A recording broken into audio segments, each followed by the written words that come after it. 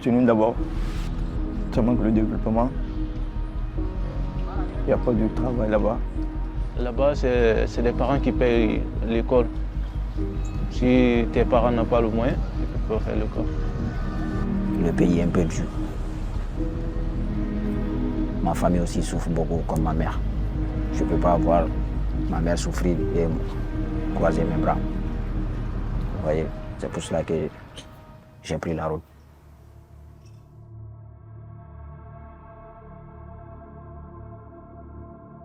Je n'ai pas prévenu ma famille. J'ai pris la décision à moi seul pour sortir. Ma famille, personne ne savait. La route, c'est pas facile. S'ils savent que je prends la route, il va dire non.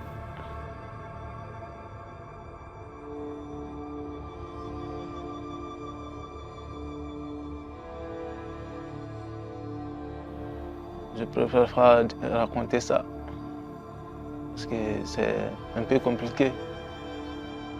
Là-bas encore, moi je pense que c'était, pour traverser l'eau là, c'était le gros bateau.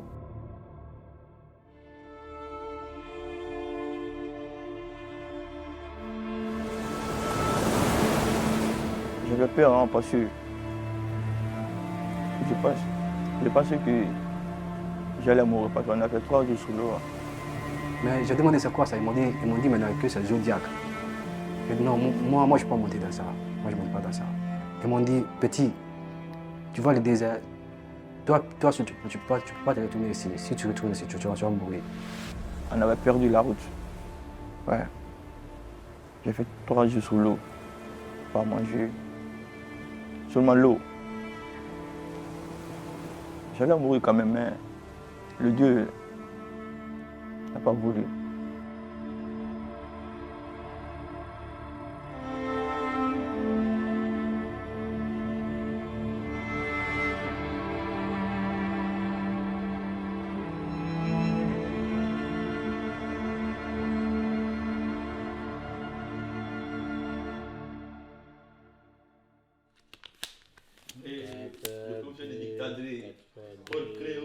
Alors, faut que, allez ramasse, mon ami, allez ramasse.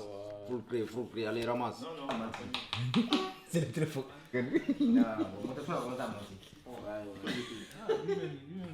Par le fruit du hasard, lors de cette partie, c'est Mamadou qui est tombé sur les bonnes cartes. Ces jeunes ont entre 16 et 18 ans. Ils viennent tous de très loin. Depuis peu, ils logent au Centre de la Réconciliation, une association lilloise fondée par le pasteur Christian Delarocque. Ces jeunes sont appelés des mineurs isolés. Le Centre de la Réconciliation les soutient, car la plupart d'entre eux se retrouvent bloqués dans des démarches administratives complexes. On aide les mineurs isolés étrangers qui ne sont pas reconnus mineurs. Et donc, comme ils ne sont pas reconnus mineurs, ils ne sont pas pris en charge par l'aide sociale à l'enfance. Et comme ils se disent mineurs, ils ne peuvent pas bénéficier des procédures pour les majeurs, puisqu'ils se disent mineurs. Donc du coup, ils sont dans une zone de non-droit, de non-soutien. Et dans ce cadre-là, on les prend en charge pour le côté administratif, donc accès à la santé, accès aux bibliothèques, au transport, etc.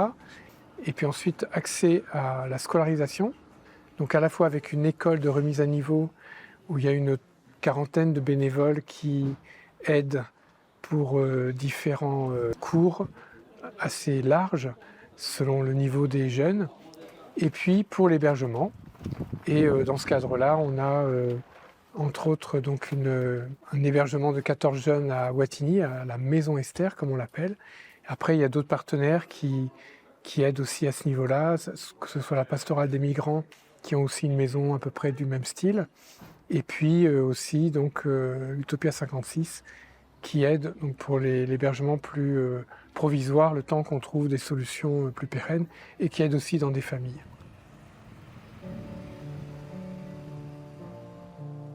Un véritable écosystème s'est développé dans les Hauts-de-France pour venir en aide aux jeunes migrants. Des initiatives qui suscitent parfois des débats, y compris chez les chrétiens. Jusqu'où doit aller notre charité?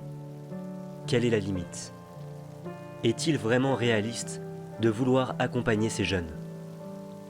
Des réflexions que nous avons partagées avec Monseigneur Le Borgne, évêque d'Arras, qui est particulièrement sensible à la question des migrants, alors que la ville de Calais fait partie de son diocèse. Une ville qui est un passage clé pour les migrants qui souhaitent rejoindre l'Angleterre. J'entends beaucoup cette phrase « il faut être réaliste ».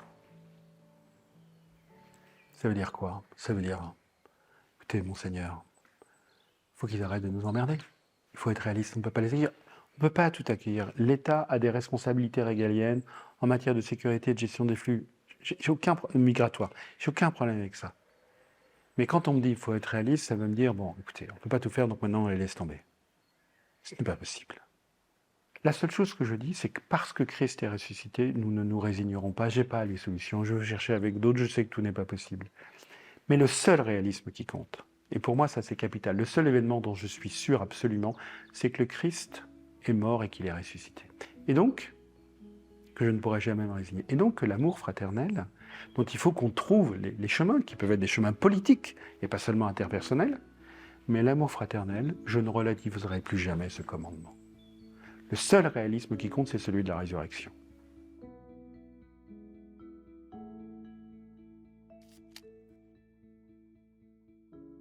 Est-ce que tu peux peut-être te présenter, nous dire qu'est-ce que tu fais aujourd'hui? Moi, c'est Gildas, j'ai 22 ans, je vis à Villeneuve-d'Ascq et je suis technicien poids lourd. Pourquoi tu es parti en France? Je suis parti du Cameroun parce que mes parents étaient séparés à l'époque. Il y a eu moi, ma soeur et mon frère. Et on était à la charge de ma mère. Et après, 2 ans après, ma mère ne pouvait plus payer l'école. J'étais au quartier, je jouais au quartier un jour, que ma mère n'était pas là. Elle était allée au champ. Et il y a un tonton du quartier qui nous disait tous les jours ça, qu'on pouvait aller, parce qu'on n'avait rien à faire à la maison, qu'on pouvait aller travailler à côté au Nigeria, de notre pays à côté, et revenir pour payer nos études et tout, et pour continuer l'école. Un jour, quand ma mère n'était pas là, on s'est dit, on ne dit pas au revoir, sinon elle ne va pas vouloir. Et c'est là où nous sommes partis. Et on partait pour le Nigeria.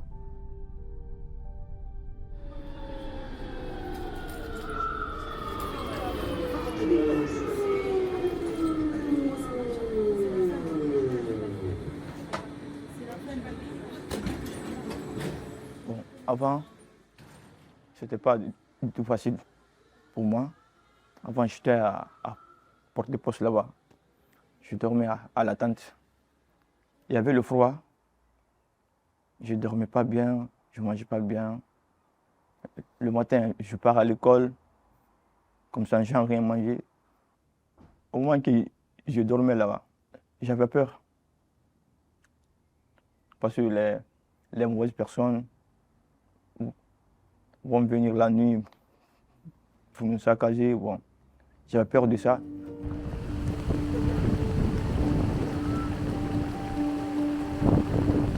On a passé des difficultés dans le tente. Il y avait la fraîcheur, la pluie à chaque fois qui tombe. Des fois, quand la pluie vient, on ne peut pas dormir parce qu'il n'y a pas beaucoup de couverture. Il fait froid aussi. Vous voyez, non? C'est un peu difficile là-bas, quand même.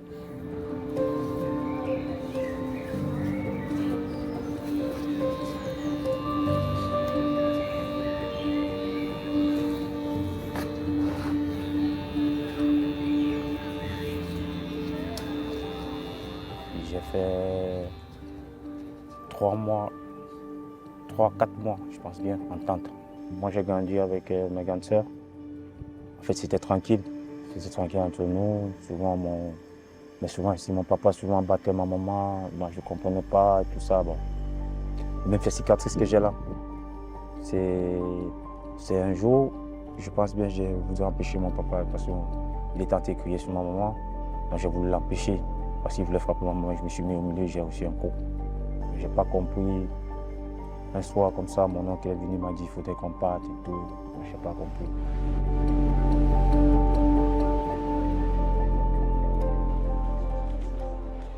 On est là, c'est pas facile, mais comme c'est une manque de solutions, je suis rentré avec certains Soudanais, on est venus, on est rentrés ensemble, mais eux, ils partaient c'est Calais qu'ils traversaient pour vers en Angleterre. Donc, bon, moi j'ai dit de rester parce que moi je ne vais pas aller.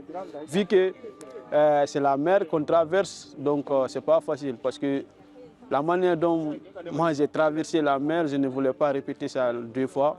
Donc j'ai préféré rester ici, donc c'est la cause que je suis resté à l'île ici. On espère que ça va aller, mais on ne connaît pas le jour. Celui-là, j'espère, voilà, en espérant, j'espère que ça va aller, mais ce n'est pas facile. Parce qu'on ne connaît pas le jour, 8 mois, 9 mois dans ça, vous voyez. Voilà, ce n'est pas facile, donc nous sommes là, nous sommes dans ça.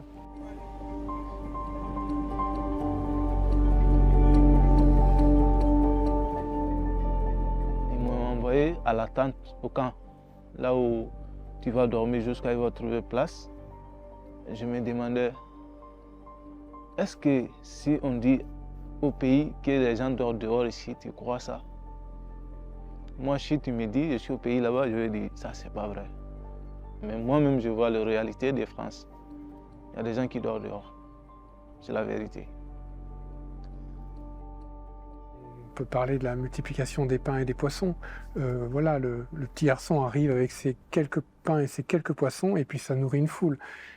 Pour moi, c'est vraiment l'image de ce qu'on peut apporter, même si c'est presque rien, et Dieu va le multiplier d'une façon ou d'une autre. Ça va? Tiens. Bonjour. Ça va Mohamed? Ouais, Mathilde. Ça va Ousmane? Un certain nombre de bénévoles ont été faire de la sensibilisation auprès des habitants du quartier, juste pour leur parler, pour expliquer la situation des jeunes. Et de là, un certain nombre d'initiatives des habitants se sont créées. Donc des habitants ont proposé d'amener des repas comme aujourd'hui, il y en a qui proposent de faire des lessives, certains hébergent, d'autres ont proposé d'amener de l'électricité sur le campement. Et au final, un groupe s'est créé, donc on a créé un groupe WhatsApp. Et de fait, un collectif de soutien des habitants de Bois-Blanc s'est créé au camp. Et donc là, comme aujourd'hui, il y a plein d'habitants en fait, qui viennent nous donner un coup de main. Donc c'est top. Il y a un verset dans la Bible qui dit de ne pas mépriser les petits commencements. C'est-à-dire qu'en fait, ça commence toujours petit. Ça commence toujours par presque rien. Et en fait, ce petit presque rien va donner lieu à un autre presque rien, et un peu plus, et un peu plus. Et après, s'il y a justement quelque chose de plus large qui se met en route, ça provoque des choses magnifiques. Vous voulez du pain, les gars? Tu l'as? De l'eau? Tu veux de l'eau? Même si c'est difficile, il faut toujours croire en Dieu, même si c'est difficile. Quelles qu'en soient les difficultés, il faut toujours garder ta foi. Si Dieu veut t'aider, il va envoyer quelqu'un pour te croiser sur ta route.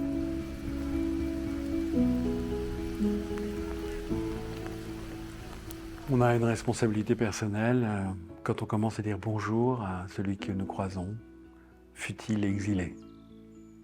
On dit ça sert à rien. Moi je vous dis ça sert à quelque chose.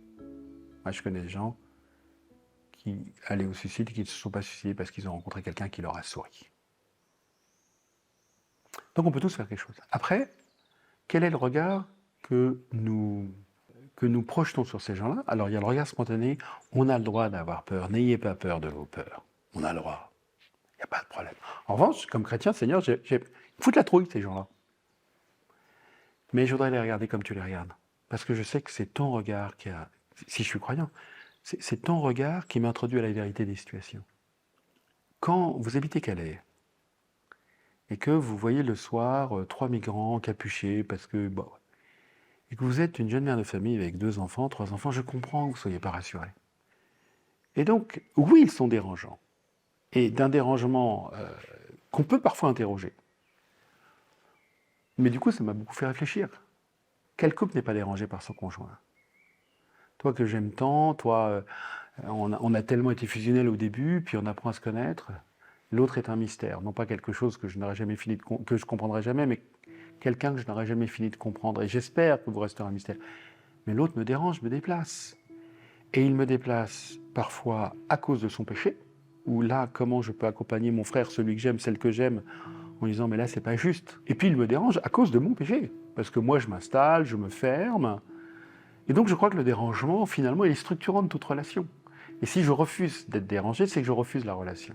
C'est que je refuse une rencontre où on est tous les deux des pauvres et on risque de se faire du mal, mais on est tous les deux aussi de richesses, auxquelles on n'est pas spontanément ouvert, il va falloir qu'on se bouscule pour y être ouvert. Toute rencontre est dérangement. Et finalement, les exilés m'ont permis de repenser le statut de la rencontre.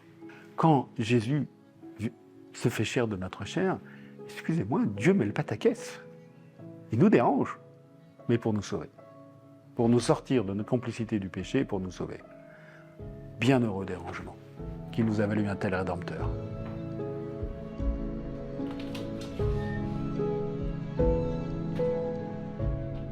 À la Maison Esther, il est proposé aux jeunes de participer aux travaux de rénovation de la maison. Certains souhaitent devenir carreleurs, électriciens ou plaquistes. L'occasion pour eux de commencer la pratique.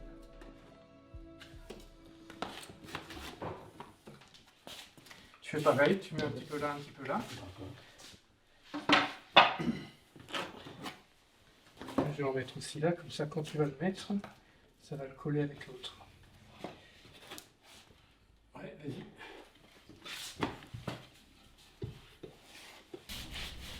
Pour moi, l'évangile, c'est ok, c'est l'accueil du pauvre, mais c'est plus que le pauvre, c'est le prochain. Finalement, je pense qu'il faut voir qu'on est bien pauvres nous-mêmes. Et donc, dans ce cas-là, enfin, moi, quand je suis avec les jeunes, je ne pense pas plus riche, entre guillemets, qu'eux. Je me sens comme eux.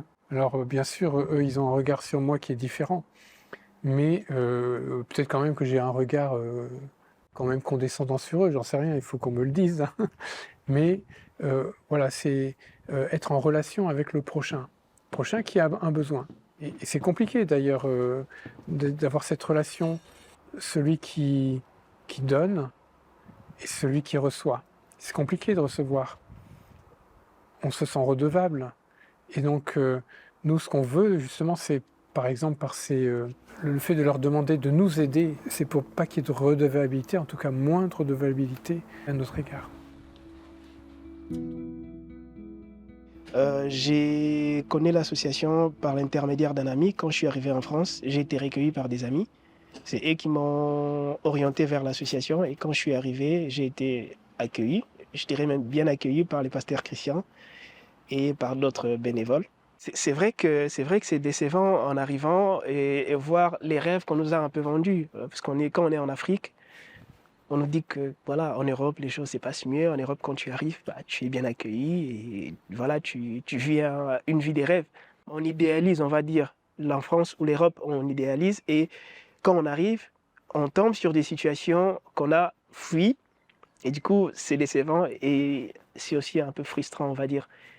Et il faudrait aussi que je donne ces petits témoignages. En fait, quand je suis arrivé en France, j'ai croisé un jeune garçon que je ne connaissais pas. Cette personne m'a dit, il est venu se rapprocher de moi, il m'a fait un petit câlin, il m'a dit ça va être très compliqué pour toi en France, ça va vraiment être très compliqué, ça va être dur, mais reste accroché à Dieu et tu vas réussir. Et cette phrase-là, c'était peut-être une forme de préparation en fait par rapport à tout ce qui allait suivre. Parce que j'ai vraiment vécu des moments très compliqués. Il y arrivait des fois, j'ai pleuré, j'étais seul dans mon coin, j'ai pleuré, pourquoi ça ne marche pas. Mais vraiment, comme il y avait des paroles que les seigneurs me disaient, même en lisant la Bible, des fois, ça m'a aidé à garder ma foi. Ce soir, à la pastorale des migrants de Tourcoing, c'est Alia qui est chargée de faire la cuisine. Chaque semaine, différentes tâches pour le bon fonctionnement de la maison sont attribuées aux jeunes. Au départ, c'était une mission. On avait senti des jeunes un peu qui ne savaient pas où aller, qui erraient partout dans les parcs. C'est ainsi que certains paroissiens ont vu cette situation qui les a interpellés, sont allés trouver l'évêque et son conseil pour leur demander s'ils pouvaient faire quelque chose. C'est ainsi qu'on a mis en place cette pastorale des migrants pour vraiment aider ces jeunes qui ne savaient pas où aller. La solidarité, c'est très important.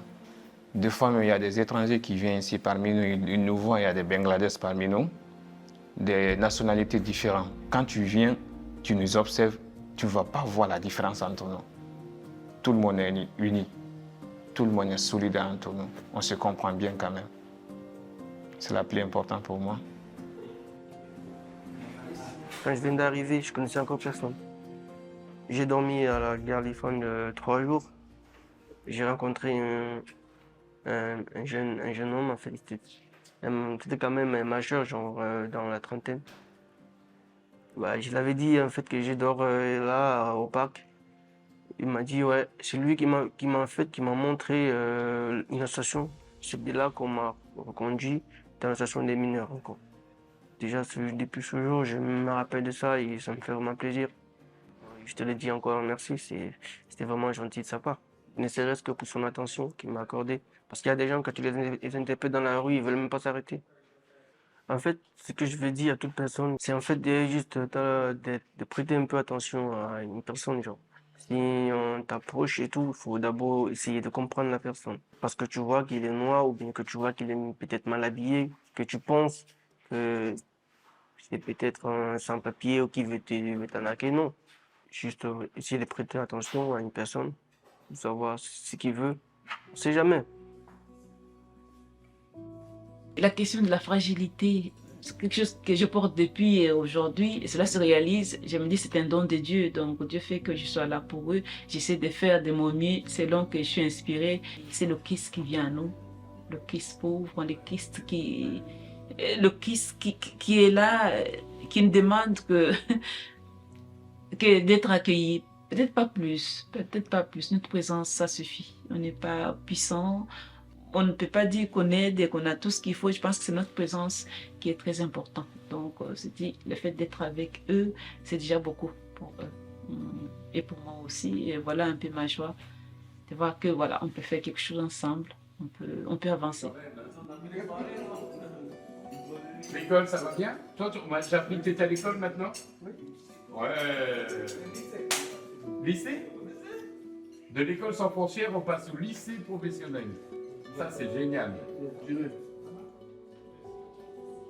L'école sans frontières, des cours tenus par des bénévoles, pour que ces jeunes exilés puissent, malgré leur attente administrative, assister à des cours de soutien scolaire, avant de rentrer dans une école classique.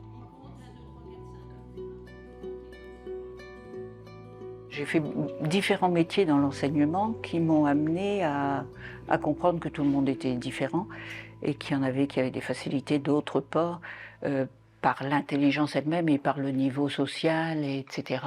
Et donc même quand j'étais enseignante classique, chef d'établissement, je donnais des cours quand même à côté à des personnes en situation d'illettrisme. Parce que je trouve que c'est très très important de pouvoir aider les gens. J'ai pas de mal, j'adore. Donc ça ne me dérange pas du tout. C'est un plaisir de venir, vraiment, quand je les vois, c'est extraordinaire. Et si tous les élèves français étaient comme eux, ce serait plus facile. Parce qu'ils sont vraiment en attente d'apprendre et ils sont volontaires, quoi. Il raconte une histoire. Non. Il compte. Il compte 1, 2, 3, 4, 5. C'est des jeunes qui ont un potentiel énorme qui n'a pas forcément été exploité, je dirais un potentiel scolaire ou professionnel qui n'a pas été exploité. Compte tenu de leur situation, eux, ils veulent vraiment s'en sortir. Et les directeurs d'école, les professeurs nous disent mais envoyez-nous plus de jeunes comme ça. Au début, c'était très dur au début de les scolariser parce que la situation administrative n'est pas claire. Mais après, c'est les directeurs qui nous demandaient de leur envoyer des jeunes comme ça parce qu'ils arrivent dans des classes où les élèves qui sont là n'ont pas forcément de motivation. Mais ils arrivent avec une motivation, avec une envie d'apprendre, et ça peut même changer l'atmosphère de la classe elle-même. Parce que ils vont être des moteurs dans leur classe. Plusieurs sont devenus délégués de classe. Enfin voilà, c'est très beau de voir leur parcours après. Vous choisissez pour la boue, B-O-U-E. Terre mouillée. Terre mouillée, très bien. Qu'est-ce que vous choisissez pour moi, ils m'apportent. Je ne peux pas dire autant que je leur apporte, j'en sais rien, je ne sais pas ce que je leur apporte, même s'ils disent que c'est beaucoup. Mais moi, ils m'apportent énormément. Et c'est vraiment un bonheur de les rencontrer. Oui, il se passe quelque chose, oui, dans un grand respect. Et j'ai eu un deuil important dans la famille récemment. Ils ont été un soutien extraordinaire. Par message. Ah ouais, non, extraordinaire. J'ai des élèves d'il y a 3 ans qui me mettent encore un message tous les week-ends en disant « je vous serai reconnaissant toute ma vie ». Quand on leur fait passer des tests, il y a les premières pages qui sont simplement des phrases à réécrire ou des temps à connaître. Et à la fin des tests, pour ceux qui arrivent à la fin des tests, il y a une rédaction à faire, mais le sujet, c'est raconte si tu étais le prince, machin, et que tu avais à ramener un cadeau à ta fiancée, raconte-nous. La totalité des jeunes racontent leur parcours, racontent ce qu'ils ont laissé au pays, racontent tous les traumatismes qu'ils ont eus.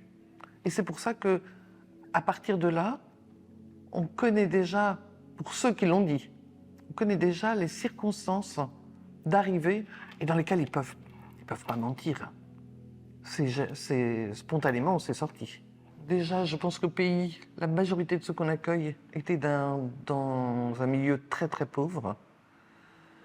Et ils ont été quand même, pendant la traversée, considérés comme moins que rien. Il y en a un qui écrit « Ne t'en fais pas mon frère, tout va bien. Pendant la traversée, je me suis trompé de chemin. J'ai pris une route que je croyais bien. Je suis arrivé dans un pays où j'ai été torturé, je suis allé en prison. J'ai dû gagner de l'argent pour passer. Et ils ont été esclaves. Et je ne suis rien, j'ai été abusé, j'ai été esclave, et donc je suis moins que rien. » Ici, ils nous disent, tu sais, quand on croise un blanc, s'il sourit, tout va bien. S'il ne sourit pas, il faut qu'on passe vite. Je me dis, c'est vraiment être considéré comme n'existant pas. Hein? Tandis qu'à l'école, ils ont des profs, ils ont des cours, ils ont un cahier, un crayon, un cartable, enfin un sac. Et donc, ça y est, ils sont en train de se construire. Et le sentiment de fierté, enfin moi j'utilise beaucoup ce sentiment, ce mot, parce que la fierté pour eux c'est important. Si moi je leur dis je suis fier de toi, là c'est vraiment un sourire et ça y est, j'existe. J'existe, il y a les besoins fondamentaux et après il y a les besoins de l'esprit, de l'âme. J'existe, j'ai mangé, j'ai bu et maintenant qu'est-ce que je fais? Et si je suis quelqu'un, j'existe comme les autres. Certains de ces jeunes ont dû arrêter de vivre pendant la traversée pour laisser place à l'instinct de survie.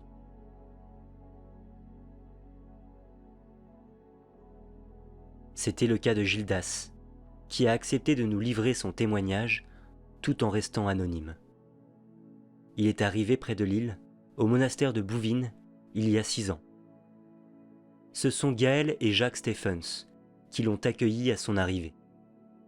Ils étaient à l'époque au service du monastère. Le 17 octobre, qui est la journée de la misère, est arrivé en fin de journée un grand garçon qui a demandé à être hébergé. Alors je lui ai dit, mais d'où venais-tu avant d'être à Sizouin? Il m'a donné le nom d'un port espagnol, puis j'ai compris que j'avais en face de moi un garçon migrant. Évidemment, on connaît la situation des migrants, voilà, on était un peu sensibilisés. Et là, ce qui est un peu vertigineux avec la rencontre de Gildas, c'est qu'en même temps, on en rencontrait un seul, lui, et en même temps, dans l'histoire qu'il nous racontait, on avait l'impression de tous les rencontrer. Et arrivé au Nigeria, c'était compliqué, on ne pouvait pas rester là-bas. Vous n'êtes pas dit de retourner au Cameroun? Vous avez continué votre route? Non, parce que c'était plus compliqué. À partir du Nigeria, déjà, c'était plus compliqué de rentrer que d'avancer. Donc, on s'est dit, on peut trouver mieux ailleurs, parce qu'au fur et à mesure qu'on avançait, on trouvait les gens qui allaient en Algérie, qui disaient que c'était plus mieux en Algérie. Et c'est comme ça qu'on est parti du Nigeria, on a traversé le Niger, on est rentré en Algérie. Bon, on travaillait dans le bâtiment en Algérie, jusqu'à ce que en Algérie, on commence à refouler les Blacks. Le refoulement, c'est quoi? C'est des gens qui enlèvent... C'est la police algérienne qui rentre dans... Mais parce que nous, on dormait dans les chantiers, parce qu'on ne pouvait pas louer les maisons vu qu'on n'était pas régularisé en Algérie. Ils viennent dans les chantiers et ils raflent tout le monde et ils vous mettent dans les bus et ils vous jettent après Tamaracet dans la forêt entre le Niger et l'Algérie. C'est pour ça qu'on a fui. On est parti un soir pour le Maroc. Et le Maroc, on devait faire une semaine de marche parce qu'on devait essayer d'esquiver les casernes pour entrer au Maroc. Et ça, on devait passer dans la forêt de Maknia. Et c'est dans la forêt où j'ai perdu mon ami avec qui j'étais, qui est décédé là-bas parce que la police nous a attrapés. Et vu qu'il était le plus grand, ils ont dit que c'était lui le guide et ils nous ont tapé et lui, ils l'ont tellement bastonné qu'il est décédé parce qu'ils nous ont mis en cellule là-bas. Et dans la nuit, il est décédé dans la cellule là-bas. Et le matin, ils nous ont mis dans des véhicules avec des bâches, les 4x4 dans la nuit. Ils ont dit qu'ils allaient à l'aéroport pour nous déposer, pour nous rapatrier. Et ils nous ont plutôt ramenés encore dans la forêt des Maknia. Donc on le voyait s'ouvrir, et en même temps, par moments, on voyait bien que c'était un peu comme un blackout, on n'avait plus d'accès. Il a vraiment exprimé ça un jour où une autre de nos filles, qui est psy en fait, est venue. Lui a commencé à lui parler un peu, sans rentrer en détail dans son histoire. Il lui a juste dit ce qu'étaient ses nuits en fait. Combien la nuit, il faisait des rêves, il entendait des voix, enfin voilà. Et elle a pu lui dire, elle lui a dit, mais il faut que tu ailles consulter, ça s'appelle un trauma en fait. Tu t'es protégé et maintenant c'est là que ça va être compliqué. Ouais. Donc tu savais pas du tout où aller, ils t'ont largué comme ça quoi. Ouais. T'as avancé. Ouais, ils m'ont déposé dans la forêt. Ils ne nous jetaient pas dans le même coin, 2 personnes. Non, ils m'ont déposé là, peut-être à 15 km, ils déposaient une autre personne, genre qu'on ne pouvait pas se retrouver. Donc le but c'était vraiment que vous perdiez pour mourir dans la forêt quoi. Ouais, c'est ça. Et on ne s'est jamais rencontrés. Je dis, j'ai fait plus d'1 semaine, je crois. Et là-bas, c'était les forêts, c'était les plantations aussi des gens. Et si tu faisais attraper par un planteur qui venait dans ses champs, il te dénonçait à la police. Et la police, il te retapait et tout. Donc, ce qui faisait que j'étais obligé de me déplacer que dans la nuit. C'est dans la nuit que je pouvais marcher. Et en journée, je trouvais un refuge où je me cachais, où je dormais. Dans la nuit, quand je me réveillais, je montais sur une colline et je regardais les lumières. Et je suivais que les lumières pour me déplacer. J'ai marché pendant 8 jours. pour atteindre la première ville du Maroc. Et tu mangeais, tu buvais quelque chose? On mangeait les tomates dans les champs. Il y avait les tortues là-bas dans la frontière. Tu attrapes une tortue, tu le fais brûler, tu manges. C'est ce que j'ai mangé pendant 8 jours. Je me rappelle quand je suis arrivé à Oujda, la première ville du Maroc. J'avais les pieds tout enflés, je ne pouvais plus marcher et tout. Les gens qui m'ont pris là-bas, ils m'ont amené à l'hôpital. J'ai fait une semaine à l'hôpital à Oujda avant de pouvoir monter à Tanger.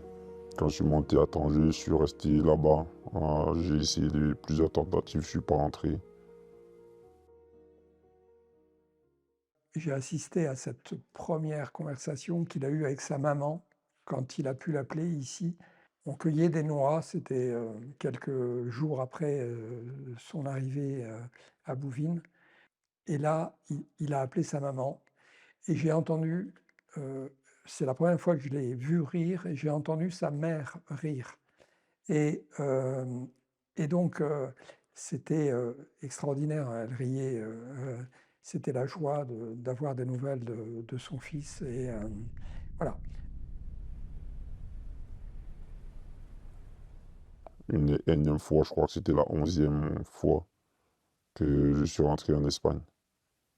Et les 10 autres fois, c'est que les autorités vous arrêtaient avant? Les 10 autres fois, il y a peut-être 3-4 fois où on est arrivé, hein, où la police des frontières, ils nous attrapaient dans la frontière. Ils confisquaient tout le matériel, les téléphones, l'argent et tout. Ils nous tapaient, ils nous mettaient en cellule. Ils nous refoulaient. Donc pour revenir, ça prenait vraiment... Ça prenait des semaines. Et en Espagne, c'est dans les mers espagnoles, il y a un bateau qui vous a rencontré, vous êtes rentré dedans, ou alors vous êtes arrivé jusqu'à un port espagnol? Non, on ne pouvait pas accoster parce que on était dans les canaux où on devait ramer nous-mêmes. On a ramé jusqu'à un niveau, on a vu la marine espagnole. Ils nous ont demandé de ramer plus vite parce que la police marocaine, ils étaient pas très loin de nous. Parce que si c'était la police marocaine qui vous attrapait... Ouais, refoulement. C'est cellule après refoulement. Les autres fois où je ne suis pas rentré, c'est parce qu'on avait fait l'accident. Le canot se perçait en route. Et quand ça se perce, et tout le monde dans l'eau, on est obligé d'appeler nous-mêmes la police marocaine pour qu'ils viennent nous chercher. Le dernier accident que j'ai fait, on était 11 à partir, on est rentré 4. Donc il y a eu 7 morts. Et après, c'est la police marocaine qui vous a retrouvé 4 survivants. On était perdus quelque part où les bateaux ne naviguaient pas. Ouais, c'est que la vague nous avait entraînés. C'était vraiment une zone où les bateaux ne naviguent pas. Il y avait trop de vagues là-bas. Et on est resté 3 jours sur l'eau. Et on ne voyait personne, aucun bateau. Ah oui. Aucun bateau. Quand c'est coup, on n'avait même pas de réseau ce jour-là pour appeler. Donc on ne pouvait même pas appeler les secours le jour-là. Et vous étiez encore sur le canot quand même? On était sur le canot. Les gens qui sont décédés, ils ne sont pas décédés noyés, ils sont décédés soit par déprime, par faim, ou bien ils sont jetés eux-mêmes dans l'eau parce que le canot n'était pas encore percé. Donc on avait fait en tout, on avait fait 4 jours et demi sur l'eau. On n'avait pas bu, on n'avait pas mangé. Et il y avait la tempête, il pleuvait, il y avait la tempête, ça secouait le bateau toute la nuit et nous tous on savait qu'on devait mourir. Ça c'était évident. La seule chance qu'on avait, c'était de voir un bateau qui passait. Mais jusqu'au 3e jour, aucun bateau ne passait. C'est là où on a su qu'on était perdu et qu'il n'y avait plus moyen de vivre, quoi. Et c'est ça que les autres, ils ont commencé à tomber. Et moi, de toutes les façons, je savais que je devais mourir, mais je me disais que je devais être le dernier à mourir. Même si j'avais pas mangé, même si j'avais pas bu. J'évitais de pleurer, j'évitais de parler pour dépenser l'énergie. Parce que j'ai vu que ceux qui mouraient vite, c'est parce qu'ils pleuraient, après ils n'avaient plus de force. J'ai dit à aux autres personnes qui sont restées avec moi qu'il fallait attendre que c'est le dernier souffle qui nous prenne, quoi. Donc on est resté là comme ça jusqu'à ce qu'on ait eu la chance que les militaires ils passent par là. Ton arrivée en Espagne, tu disais que il vous demandait si vous aviez des contacts en Europe pour vous envoyer dans d'autres pays, c'est ça? Oui. Quand je suis arrivé en Espagne, ils nous ont enregistré et après ils nous ont dit que c'était compliqué avec l'arrivée des migrants, qu'ils n'avaient plus de place et qu'il fallait qu'on quitte l'Espagne, il fallait qu'on parte dans un autre pays. Que si on trouvait quelqu'un, si on avait quelqu'un de notre famille ou une connaissance qui était dans un pays, qu'il faut nous accueillir, ils pouvaient nous payer le trajet jusque là-bas. C'est comme ça que j'ai essayé de me connecter. Pendant 2 semaines, j'ai essayé de trouver. C'est ma mère qui m'a indiqué. En fait, c'est un oncle éloigné qui vivait à Sizouan. Elle a eu son contact et tout. Donc, je suis quitté l'Espagne. J'ai voyagé en bus jusque là-bas. Dès que je suis arrivé là-bas, j'ai essayé le contact pendant 3 jours. Le numéro, il passait pas. Et je suis allé au commissariat, j'ai expliqué. Ils ont essayé de contacter le numéro, ça passait pas. Et j'avais pas où dormir et tout. Et du coup, ils ont essayé de regarder avec moi s'il y avait un centre pour les mineurs à côté. Voilà, ils n'ont pas trouvé. Et là, c'est eux, le commissariat, qui m'ont dirigé à l'église à côté de Sizouan. À Bouvines? À Bouvines. Et pourquoi ils t'ont dirigé vers Bouvines? Il y avait une raison? Ils t'ont donné une raison? Oui, ils m'ont dit que c'est une église et qu'ils accueillent souvent des gens comme ça là-bas. Je suis arrivé, j'ai croisé pour la première fois Jacques. À cette remarque qui nous a été faite un jour de dire un étranger frappe à ta porte, ouvre-lui, c'est peut-être un ange. C'est un peu ce que je retiens de cette rencontre avec Gildas, c'était que c'était une rencontre totalement inattendue. Ça a vraiment été un cadeau. Et moi qui me donne, qui élargit mon regard, qui élargit même mon espérance en voyant le parcours de Gildas jusqu'à aujourd'hui, c'est-à-dire près de 6 ans après. La question des migrants, je la connaissais à travers la doctrine sociale de l'Église, je la connaissais à travers la pastorale des migrants que j'avais connue à Amiens ou dans les Yvelines, où j'ai été 23 ans prêtre. J'avais une connaissance, mais je ne connaissais pas ceux qui traversent l'Europe pour aller en Angleterre. Je ne connaissais pas la condition des exilés, je ne connaissais pas ceux qui subissent la loi des passeurs et de tous ceux qui se servent sur la pauvreté, de ceux qui quittent une terre rarement pour des raisons... c'est toujours une épreuve de quitter sa terre. Vous pouvez avoir des positions théoriques sur beaucoup de choses. Quand un dossier devient un visage, c'est vrai pour toutes les questions éthiques, ça n'invalide pas de tenir bon sur quelques principes fondamentaux. Et je ne vais pas renoncer aux principes que je crois importants des responsabilités régaliennes de l'État sur la sécurité et la circulation des migrants. Mais un dossier devient un visage. Et je me rends compte que la dignité de la personne humaine, celle qui est là, en situation peut-être irrégulière, possible, et sans doute qu'il faut travailler ces questions pour qu'il n'y ait plus de gens en situation irrégulière, mais n'empêche que cette personne, en tant qu'elle est là, elle m'est donnée pour que j'en prenne soin. Je n'ai pas le choix. Humainement, je n'ai pas le choix, alors je dénie la qualité de personne humaine à quelqu'un. Et alors, en plus, pour un chrétien, cette personne, en tant qu'elle est là, je ne prends pas une position politique, mais en tant qu'elle est là, je ne peux pas ne pas prendre soin d'elle. C'est ce qui m'a sauté au visage.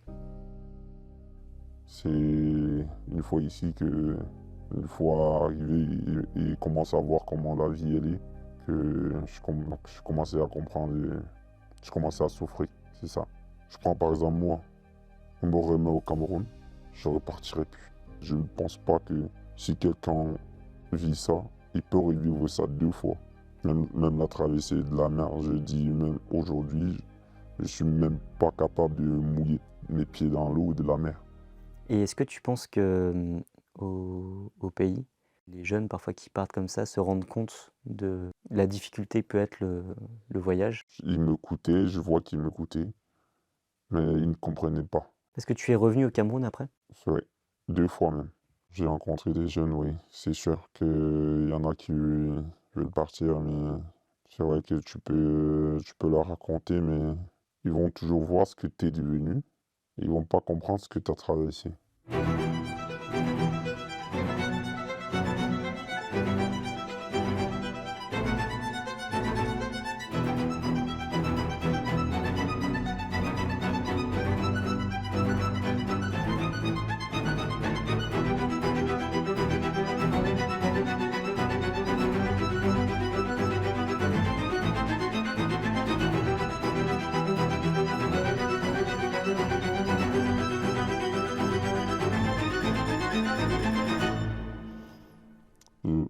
Le seul message que j'ai envie de faire passer, c'est que je ne suis pas venu en France ou en Europe parce que j'avais envie de voyager, ou j'avais envie de quitter mon pays, ou j'avais envie de quitter ma famille, ou j'avais besoin de changer d'air.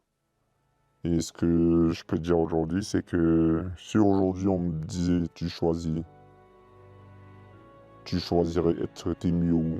C'est vrai que je suis mieux dans mon pays. Je choisirais mon pays, mais je suis ici parce que la situation a fait que je me retrouve ici et que je peux être en sécurité ici. Voilà, c'est tout ce que je peux dire.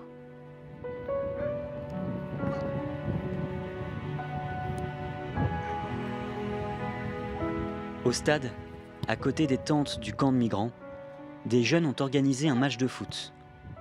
Ils partagent tous une histoire similaire à celle de Gildas.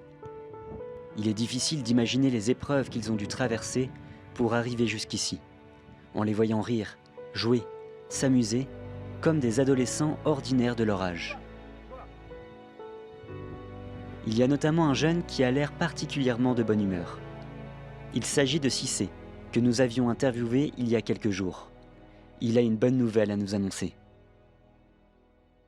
Par surprise, je vous ai vu l'autre fois et puis après ça n'a même pas fait 5 jours comme ça. Je reçois l'appel de Lucille qui travaille à l'Utopia 56 disant que ouais, elle a une bonne nouvelle pour moi. La nouvelle est que le département a confirmé mineur, donc en septembre, en haute voie, je veux pas reprendre, mais je veux commencer l'école parce que je n'ai pas commencé l'école d'abord. Je veux commencer l'école très bien, très fier. Voilà. Donc l'école me manque, il faut que je commence l'école. Bah là maintenant, si avec mes amis, vu que je suis pris, je suis maintenant confiné, mais vous allez voir, ouais, nous sommes des bons joueurs. Voilà. Vrai talent. Donc nous sommes là. Allez, tout à l'heure, ciao.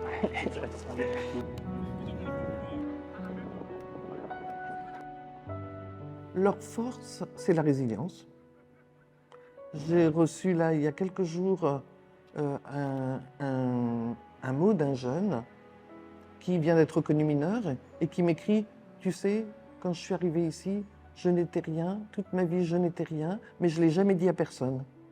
Et maintenant, ça y est, je vais pouvoir commencer à vivre. » Et effectivement, en apparence, on ne voit rien et ils nous disent « Jamais on va se plaindre, on va tout garder et un jour, on y arrivera. »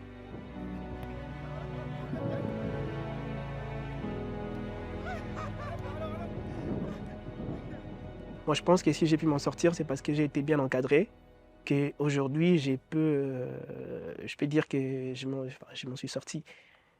Imaginez que je n'ai pas été pris en charge par Anne, je n'ai pas été pris en charge par les pasteurs chrétiens, toutes les personnes que j'ai citées. Aujourd'hui, je ne pense pas que je serai là où je suis. Donc si vous avez des jeunes, c'est vrai, il peut y avoir des mauvais, mais les bons, il y en a aussi. C'est vrai, s'il y a des jeunes que vous pouvez accompagner personnellement, suivre personnellement, n'hésitez pas. C'est vrai que vous serez récompensé à la fois par Dieu et à la fois de voir ces jeunes s'épanouir.